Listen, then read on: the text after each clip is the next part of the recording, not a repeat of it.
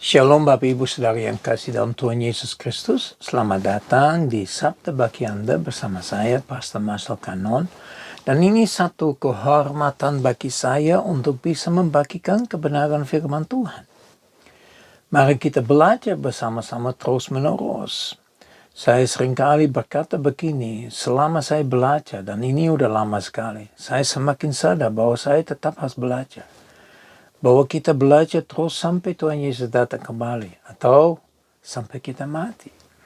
Karena penting sekali untuk kita belajar apa yang Tuhan tunjukkan dalam seluruh aspek kebenaran itu. Yaitu di dalam firman Tuhan. Dalam series yang kami bahas tentang perilaku ilahi. Atau sikap ilahi atau sifat ilahi.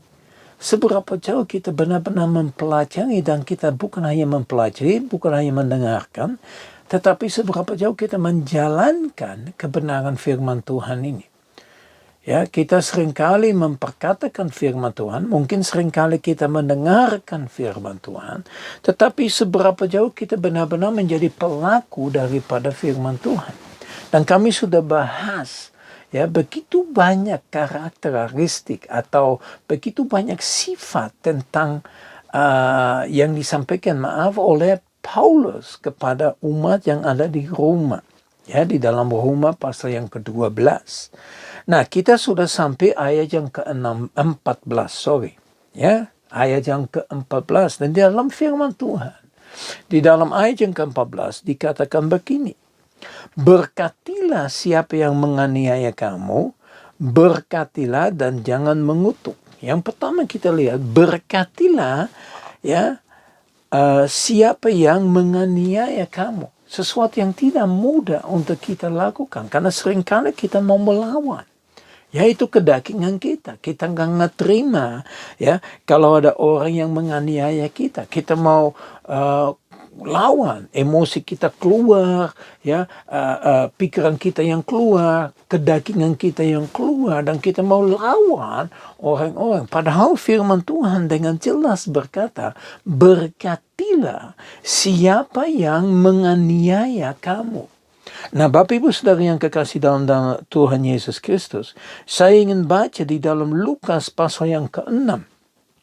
Ya, di dalam Lukas pasal yang ke-6 lebih dahsyat lagi kalau kita mempelajari tentang melakukan baik atau memberkati orang yang menganiaya. Di dalam Lukas pasal yang ke-6 ayat yang ke-27 dan 28 dikatakan begini. Tetapi kepada kamu, ya, ini Yesus yang bicara, bukan saya ya. Saya cuma bicara sekarang ini, tapi ini firman Tuhan dari Tuhan Yesus. Ya, tetapi kepada kamu yang mendengarkan aku berkata, kasihilah musuhmu, berbuatlah baik kepada orang yang membenci kamu, mintalah berkat bagi orang yang mengutuk kamu, berdoalah bagi orang-orang yang mencaci maki kamu. Ya, bukan untuk kita melawan, tetapi justru untuk kita melakukan 4 hal yang benar, 4 hal yang baik. Ya, tadi kita sudah dengar bahwa kita harus memberkati mereka. Nah, dalam 2 hari kita sudah bicara tentang memberkati atau memberi, ya, memberi tumpangan atau memberi bagi mereka yang kekurangan. Dan ini bicara tentang orang-orang kudus. Nah, sekarang kita bicara tentang orang yang melawan kita, orang yang menganiaya kita, musuh kita, orang yang membenci kita, orang yang mengutuk kita, orang mencaci maki kita. Apa yang kita harus lakukan? Yang pertama, kita harus mengasihi mereka. Bapak Ibu Saudara yang kekasih dalam Tuhan Yesus Kristus, mengasihi musuh itu memberkati mereka. Ya, karena mereka mungkin itu sikapnya mereka dan tidak ada yang mengasihi mereka. Jadi kita tetap mengasihi mereka. Walaupun mereka melakukan hal yang tidak baik terhadap kita. Ya. Yang kedua dikatakan, berbuatlah baik kepada orang yang membenci kamu. Ya. Berbuat baik apa? Memberkati dia, berikan dia. Coba, upama dia ulang tahun, kamu kasih kue. Dia pasti akan terkaget-kaget. Ya, dia terasa, wah, kok bisa aku melakukan hal yang tidak baik terus terhadap dia?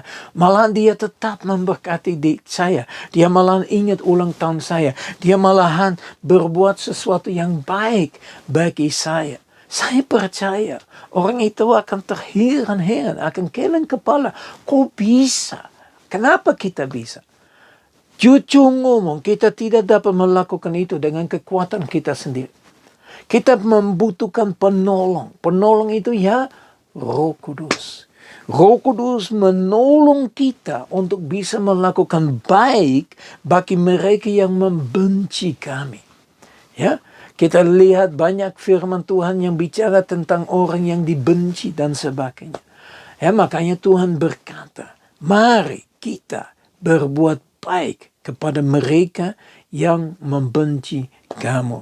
Yang ketiga, mintalah berkat bagi orang yang mengutuk kamu. Ya, atau seperti tadi bilang, memberkati mereka yang menganiaya kamu. Ya, seberapa jauh kita memberkati mereka. Kita kalau bisa mau menjadi jauh. Itu kedagingan yang bicara. Ya, tapi kita sebagai orang percaya Yesus Kristus, sebagai orang pengikutnya Yesus Kristus, kita harus mengubah, kita harus berbalik dari apa yang flesh mau kita lakukan. Kita harus berbalik dari sikapnya dunia. Ya, dunia itu harus lawan. Ya, mata demi mata. Ya, daging kepada daging. Jadi kita melawan terus. Tapi firman Tuhan dengan jelas, Yesus mengajar dengan jelas supaya kita memberkati mereka yang mengutuk kamu. Ya? Saya juga ada orang yang tidak suka sama saya. Makanya saya mau melakukan yang keempat. Dikatakan dalam firman Tuhan, berdoa bagi mereka yang mencaci kamu. Nah, Bapak Ibu Saudara yang kekasih dalam Tuhan Yesus Kristus, seberapa jauh kita berdoa bagi mereka.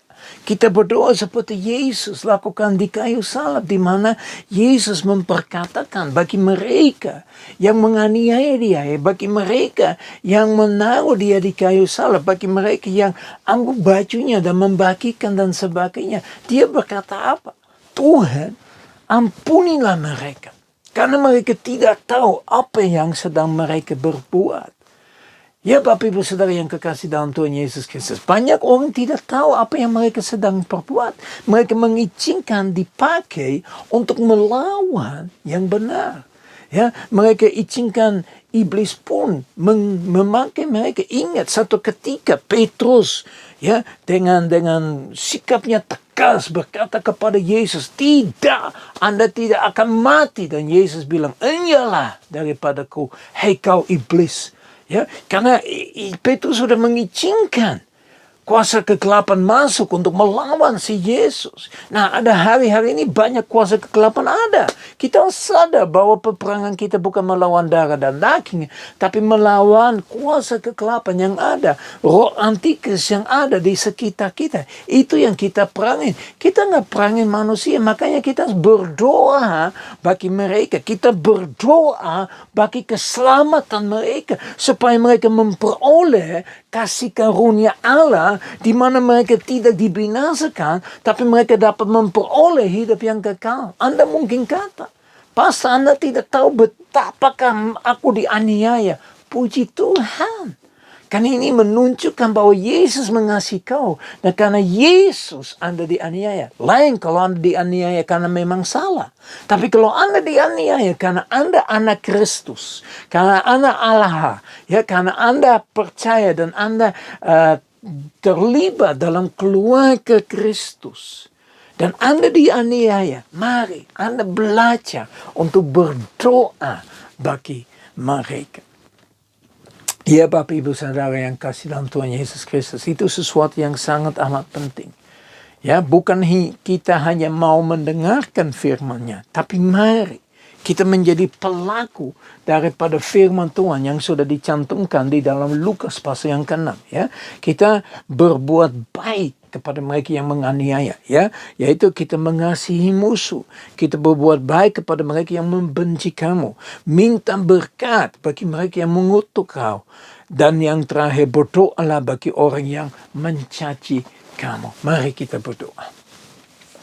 Bapa kami yang di surga, kami datang di hadapan Engkau Tuhan. Tuhan, apa yang kami dengar hari ini tidak mudah. Dan kami juga sadar Bapa, dengan kekuatan manusia kami tidak sanggup. Karena kedagingan lemah Tuhan. Kedagingan sangat lemah untuk bisa berdoa, untuk bisa melakukan baik, untuk memberkati, untuk mengasihi yang menamai mereka musuh, melawan kita, tidak mau menerima kita, menganiaya kita. Tuhan, kita tetap berbuat baik. Aduh Tuhan, kami membutuhkan kuasa Roh Kudus untuk bisa melakukan hal ini. Untuk itu Bapa, tolong kuatkan, teguhkan hati kami supaya Roh Kudus semakin bergerak dalam hidup kami, supaya kedagingan semakin dimatikan Tuhan, supaya Roh semakin dihidupkan. Karena dengan Roh kami sanggup untuk berbuat baik, atau kita sanggup untuk melakukan yang baik terhadap mereka yang melawan kita. Terima kasih Bapa, segala puji, hormat, syukur kami kembalikan kepada Engkau. Dalam nama Tuhan Yesus Kristus kami berdoa. Haleluya. Amin.